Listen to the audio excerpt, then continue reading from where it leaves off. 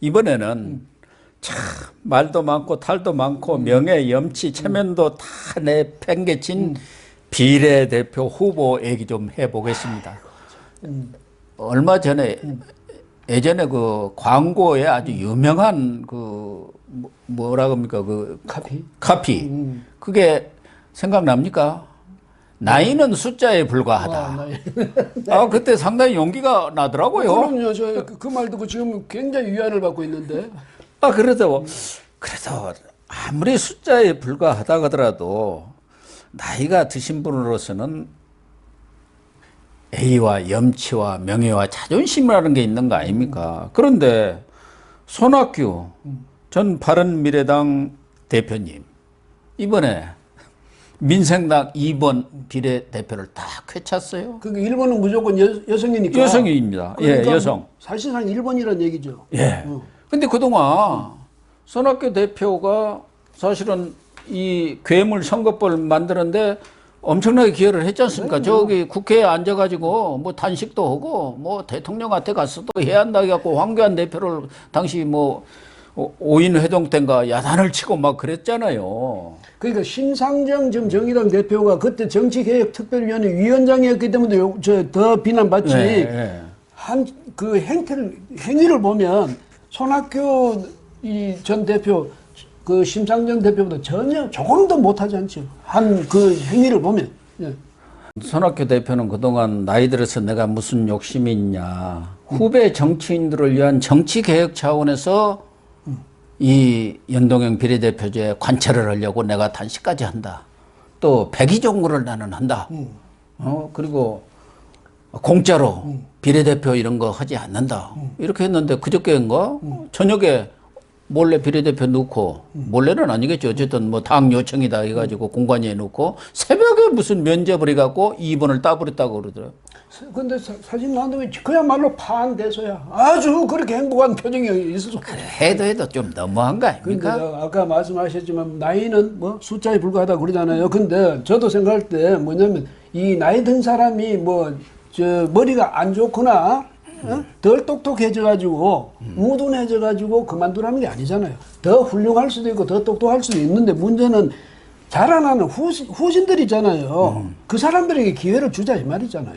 예? 그리고 나이가 들어서도 경험과 지혜 이런 것들을 잘 원로 정치인으로서 이렇게 발휘를 하면은 국민들도 그런 분은 정말 원로로서 이 정치계의 거목처럼 딱 있으면 좋겠다 이런 생각을 하는데 과연 손학규 대표한테 그런 모습이 최근에 보였습니까? 그 손학규 대표 바른미래당에서 오직해야 그 창업주라고 할 수 있는 유승민, 안철수가 다 쫓겨나 버렸잖아요. 그리고 그때 당이 완전히 풍비박산될 때도 기어이 그 대표직을 내놓으라고 뭐 하면 내놓게 조건 걸었다. 그때 되면 또 뭐 하면 내놓게 이런 식으로 계속 이 대표직에 집착했던 이유가 가만 보니까 자기는 욕심은 내가 이 나이에 무슨 욕심이 있겠느냐가 아니라 어떻게 하든 이 연동형이 되면 나는 비례대표 의석은 그냥 내 거야 생각하고 했는데 지금은 좀 상황이 어두워졌지만 어쨌든 연동형은 됐으니까 나는 비례대표는 내가 차지해야 되겠어 이거죠. 그런데 어떻게 사람이 이 나이가 들수록 나는 욕심이 없다가 아니라 나이가 들수록 욕심을 더 저렇게 개인적인 욕심을 내는지 놀라운 일이죠. 그보다 더 놀랄 분이 또 한 분 계십니다. 서청원 의원. 서청원 의원이 지금 현직 의원인 걸로 알고 계십니까? 다 보통 사람들은 벌써 그 사람 무슨 국회의원이야. 다 은퇴해갖고 어디 지금 양로원에 있나 뭐. 43년생이니까. 예. 그렇게 따지면 우리 나이로 지금 7세 77입니다. 우리 나이로 따지면 그렇게 되는데 이분이 만 77이죠. 우리 나이 따르면 78입니다. 그러니까 78. 그런데 8선 아닙니까? 8선. 그 이분이 8선이거든요. 8선이면 그만큼 했는데 혹시라도 이분이 YS가 9선했거든. 네. 그 기록 YS, 박준기, JP 이 세 사람이 구선을 했습니다. 그러니까 그 사람들하고 나도 기록을 같이 세우겠다 뭐 그런 뜻인지 모르지만 여기서 책임지고 뭐 친박 그때 파동이 일때 탈당하지 않았습니까? 해가지고 그대로 이번엔 이 8선을 끝으로 명예롭고 정계에서 은퇴할 생각 하는 줄 알았어요.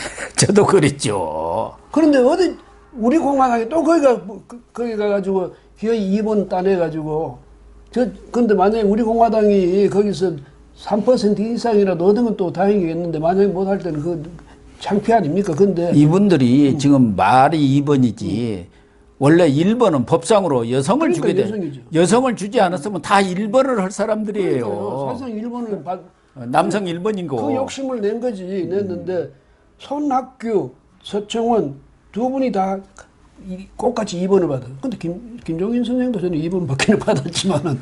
그래서 권력은 뭐 자서전에서도 그 얘기 했지 않습니까? 2번 받았고 파동이 났잖아요. 맞지.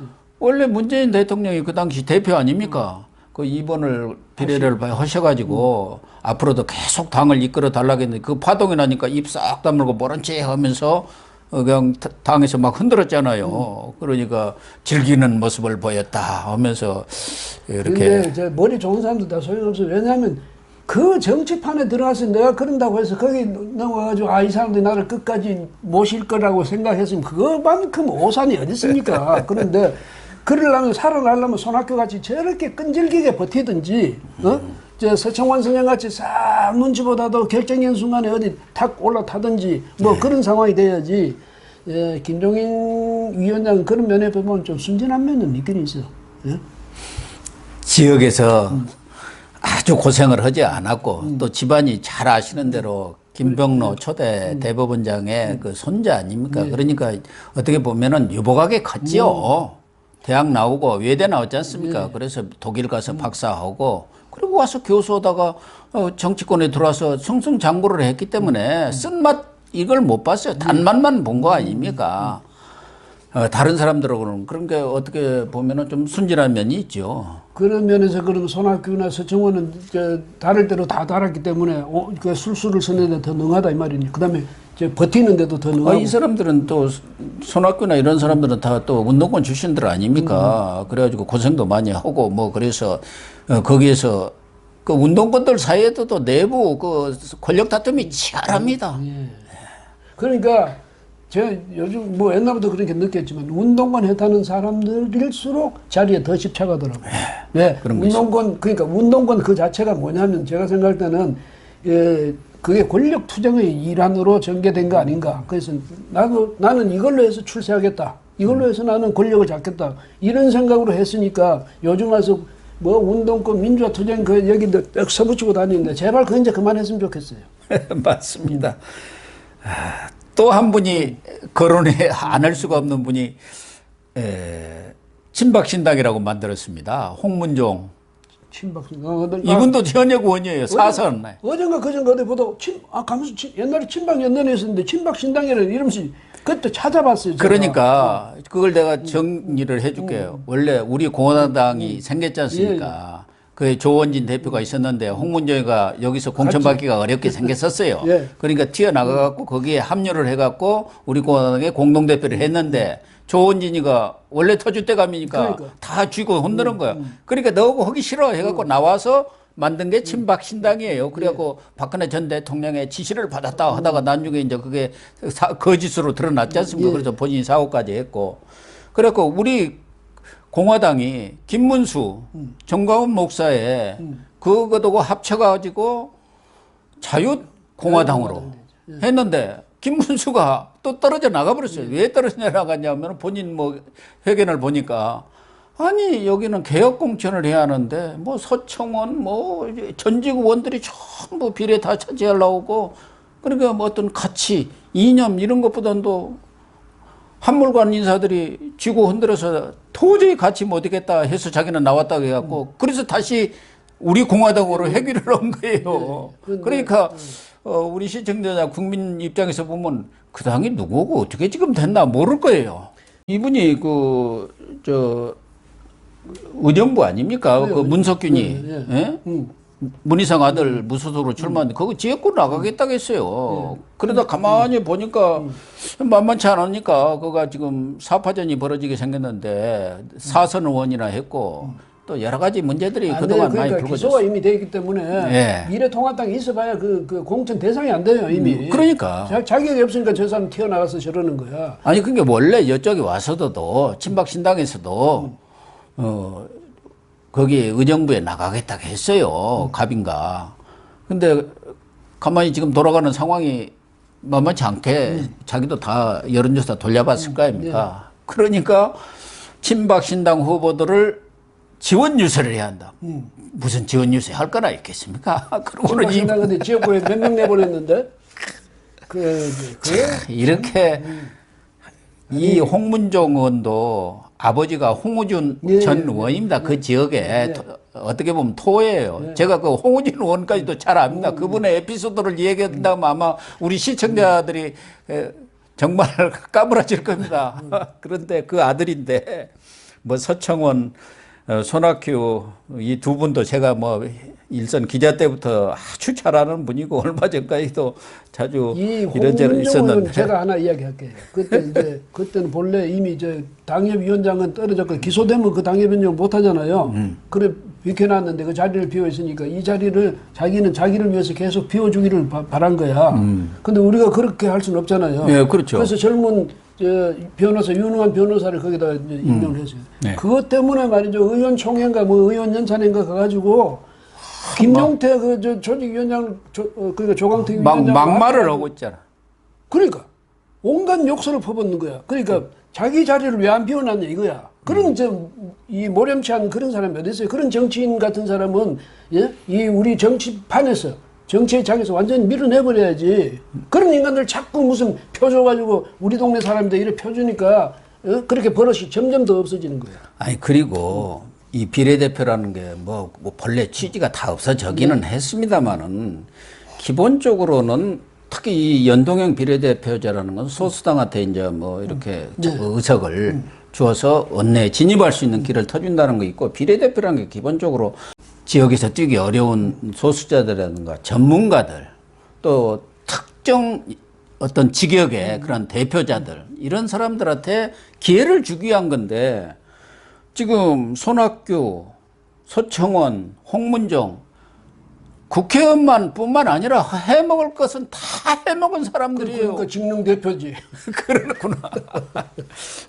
이거는 뭐 나이든 노인층 대표인가? 노인층 대표도 있고 또 직업이 대표인 그 직능 대표도 아주 있고. 대표를 전문으로 하던 분들이에요. 대표만. 그다음에 뭐 정치를 끈질기게 진들머리나게 끈질기게 하는 그런 대표도 될 수 있고. 그래서 이 사람들은 자기 창피를 모르는 사람이니까 제가 이런 말 한다고 해서 섭섭해할 이유가 없어요. 자기 창피를 스스로가 지금 사서 하는 거 아니에요. 그렇죠. 우리 창피를 주십시오 이러고 하는데 우리가 창피를 줘야지. 근데 안철수 의원이 지금 국민의당 대표 아닙니까? 전 의원이죠. 뭐 의원이 아니고.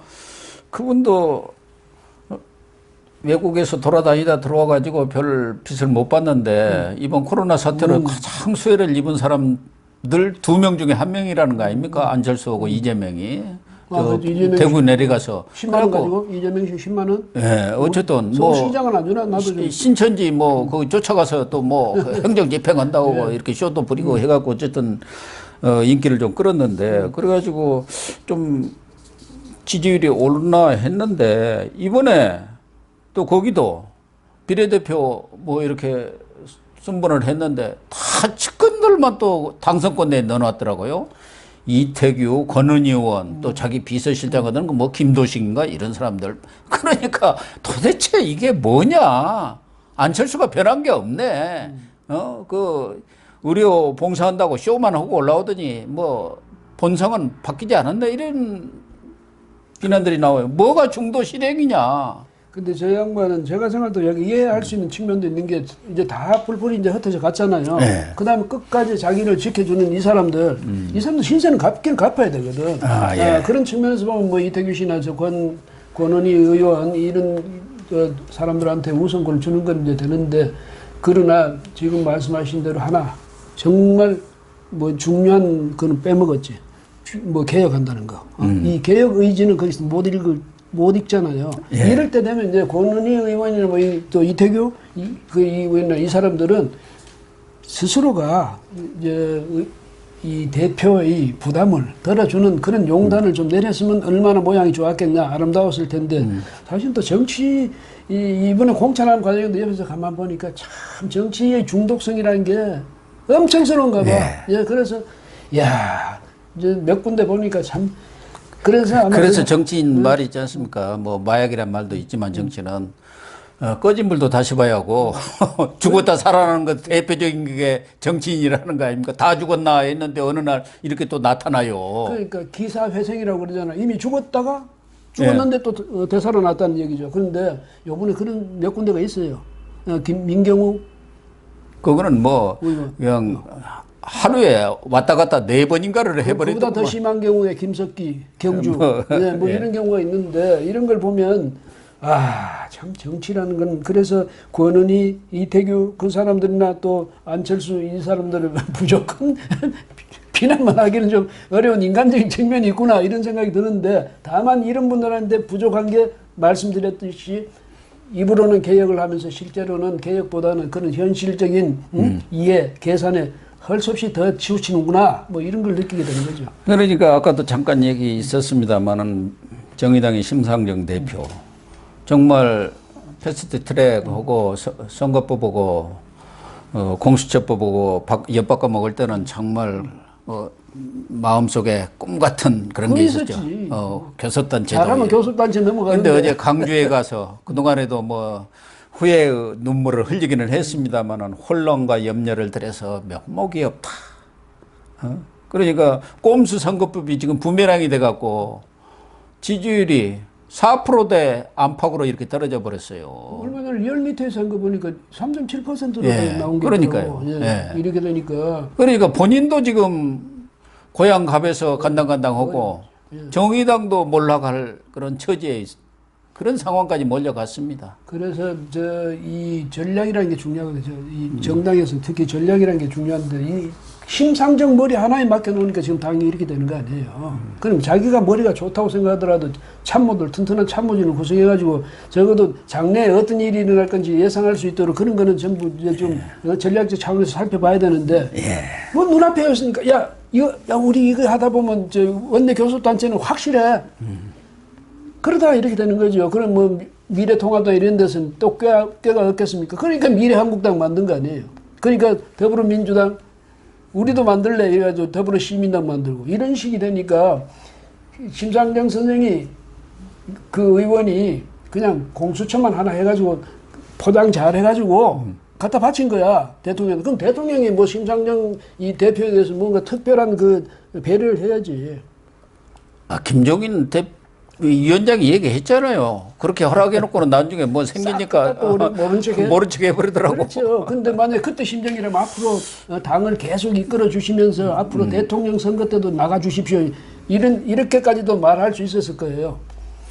어쨌든 앞에 세 분 얘기를 했습니다만은 엊그저께 나온 리얼미터의 여론조사 보면은 친박 신당이 2.7%, 민생당이 2.4%, 우리 공화당이 2.0%. 그래서 3%가 안 됩니다. 3%가 안 되면은 3%의 득표를 못 하면은 의석 배분이 안 돼요. 그러니까 아무리 발버둥을 쳐도 금배지를 못 따라요.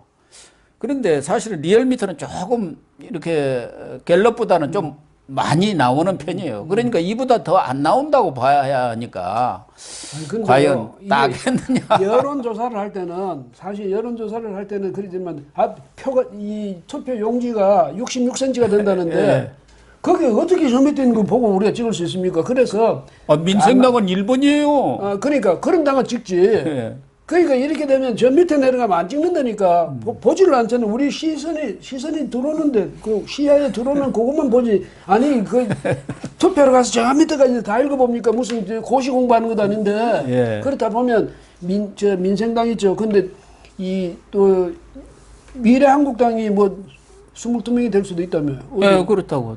그렇게 되면 또 달라지는 거지. 오늘까지 이제 얼마나 보내느냐가 문제죠. 예, 그렇게 되면 어쨌든 뭐 그거는 또 더불어시민당이니 무슨 또 뭐 저 열린 뭐 민주당이니 이런 상위에 좀 올라가는 건 괜찮은데 하위에 떨어지는 거는요. 아예 보지도 않죠. 안 보죠. 나부터도 그 언제 거기 가서 그거 다 보고 있겠습니까? 그래서 이 사람들 2%니 뭐 이것도 우리가 2%나 얻었어. 아니야. 1%도 못 얻을 수 있어요. 비례 후보 문제 외에 또 하나 웃기는 게 하나 있는데 지금 민생당 아시죠? 호남 뭐 군소정당 통합이 된 게 민생당입니다. 손학규가 그 입어이라며. 근데 거기는 지금 이낙연 파리에 전부 민생당 지역구 의원들이 이낙연 파리만 해요. 그래가지고 박지원 이분도 그렇고 또 천정배 호남 대통령을 만들겠다. 이낙연을 얹혀가려고 하고 김동철이는 또 광주 1고 뭐 후배 선후배 아닙니까? 그래가지고 자기 그 무슨 지역구 사무실에다가 사진 걸어놨는데 이낙연하고 사진 찍은 거 딱 그래 나무당 문 대통령 안 하고. 나무당. 근데 박지원 의원 또 하고 싶답니까? 그럼요. 거기 지금 열심히 뛰는데 이번에는 좀 퇴출 위기에 몰려 있어요. 민주당이 워낙 세가 강하니까 지금은 뭐 여론조사상으로는 1등과 2등 차이가 꽤 있더라고요. 아니 그분도 이제 채통을 차릴 그런 이제 연세 아닙니까? 예? 그러니까요. 서청원 의원하고 나이가 같을 걸? 같죠, 예. 같죠. 그러면 내일 모레 우리가 흔히 말하는 80이라고 그러죠. 예, 그 정도 되면 정말 후진들한테 물려주고 이 노후를 말이죠 아주 저 채통 차려가면서 권위 있게 그 신뢰 받아가면서 그렇게 살 수 없나? 특히 이제 박지원 의원 같은 경우 사실상 대통령 해봤잖아요. 사실상 대통령을 한 1년 했습니다. 예, 그렇게 해봤으면 뭘 더 바라는지 모르겠어요. 김대중 전 대통령이 말년에 거의 이제 뭐 그때는 건강이 안 어려우니까 좋으니까, 그때는 사실상 박지원이가 다 하다시피 했죠. 대통령 대행 역할을. 그 정도 했으면 이제 전문 뭐 양보도 하고 이래야 될 때 좀 쉬시라고 그래야 돼. 왜? 평생 뭐 정치만 하다 그 속에서 국회의사당에서 끝낼 수는 없는 거 아니에요. 그래서 좀 쉬어야 될 텐데 왜들 그렇게 집착하는지 모르겠네. 네, 시청자 여러분. 전에 히딩크 축구 대표 감독이 박수 칠 때 물러나라. 뭐 이런 말씀을 했던 기억이 나는데요.